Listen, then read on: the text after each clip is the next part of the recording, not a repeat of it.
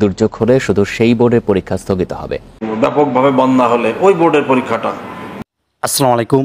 HSC পরীক্ষার্থী 2025, তো 26শে June থেকে তোমাদের পরীক্ষা শুরু হতে যাচ্ছে। আর যেসব বোর্ডের পরীক্ষা স্থগিত হতে পারে বন্যার কারণে, সেরকমটা কিন্তু ইঙ্গিত দিয়েছে শিক্ষা বোর্ড থেকে।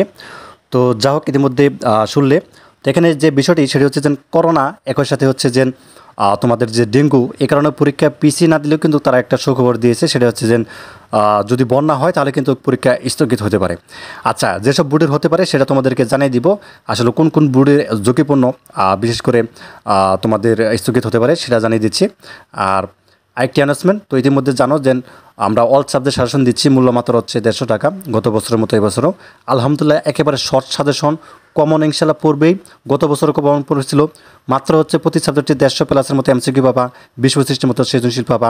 ঠিক আছে, এই প্রশ্নগুলো থেকে ইনশাল্লাহ কমন পড়বে। গত বছর কিন্তু তাই পড়েছিল। যারা নিতে চায় নাম্বারটি দেখতে পাচ্ছ স্ক্রিনে, নাম্বারটির মধ্যে হোয়াটসঅ্যাপ আছে, এখানে আমার সাথে যোগাযোগ করতে পারো। আচ্ছা, যেটি বলতেছিলাম তোমাদের পরীক্ষার ব্যাপারে, যে আসলে বিশেষ করে চট্টগ্রাম বোর্ড বা হচ্ছে সিলেট বোর্ড, এরকম কয়েকটা বোর্ড রয়েছে।